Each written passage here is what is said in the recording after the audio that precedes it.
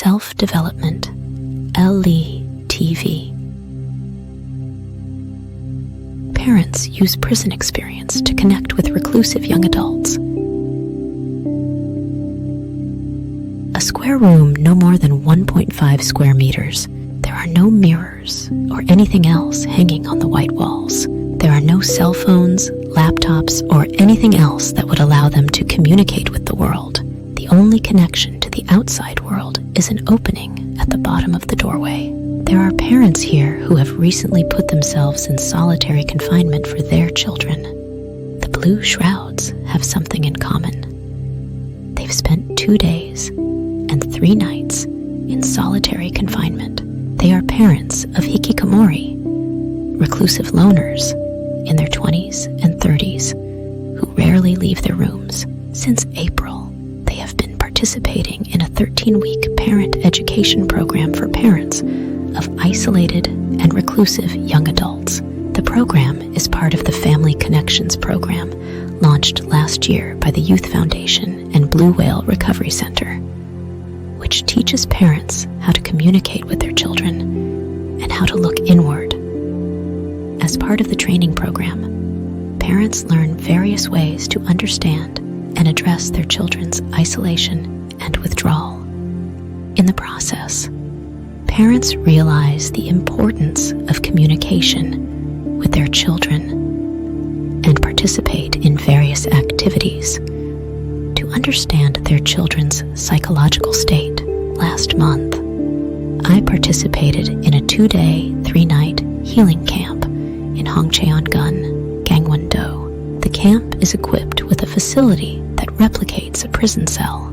The parents tried to understand their reclusive children more deeply through this solitary experience. The solitary confinement experience allows parents to experience firsthand the isolation and disconnection their children are experiencing. This helps them better understand their child's psychological state and improve communication with them. Ms. Jin Young-hae, a pseudonym, a 50-year-old mother of a 24-year-old only son who has been in seclusion for 3 years, said she came to understand her son's prison of the mind through solitary confinement. When I thought about what I did wrong that led to this, and what I couldn't take out because it hurt my heart, it gave me the space to organize.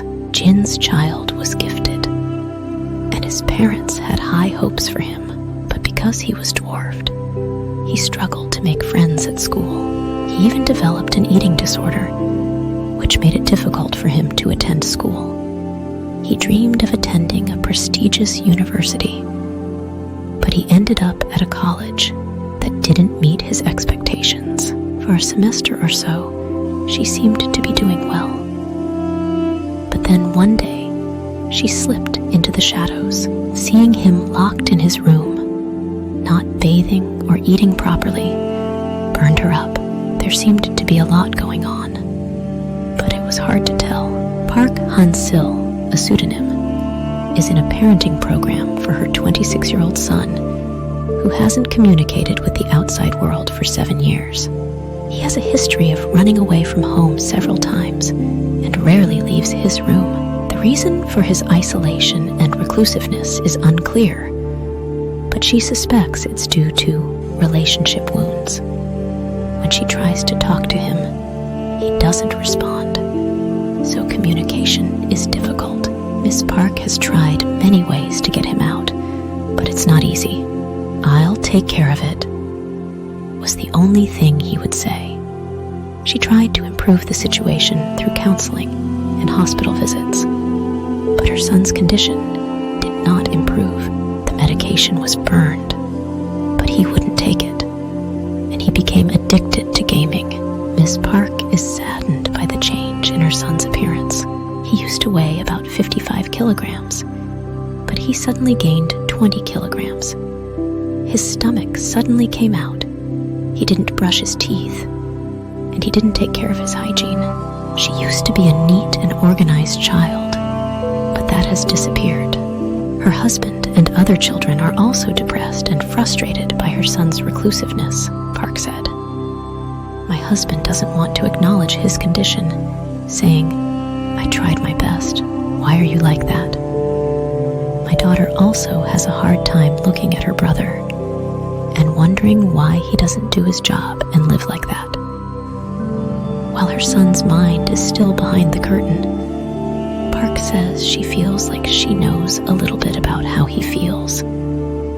Thanks to role-playing as part of her parenting training, it made me think a lot about the importance of accepting my child's life without putting him in a certain mold, she said. I think he should have been able to say, "I don't like that," but I think he got sick because he couldn't say that. According to the 2023 Isolated and Secluded Youth Survey, conducted by the Ministry of Health and Welfare, which surveyed 15,000 young adults aged 19 to 34 nationwide, more than 5% of respondents are in an isolated and secluded situation. The main reason for their isolation and seclusion is job failure, 24.1%, followed by interpersonal problems, 23.5%, family problems, 12.4%, and health problems, 12.4%. Parents are trying to open up to their children by communicating with them. They may not fully understand them yet, but through experiences and education, they are slowly getting closer to their children's hearts. Through role-playing, Miss Park has come to understand her son's unexpressed emotions, while Mr. Jin has come to understand his pain through solitary confinement.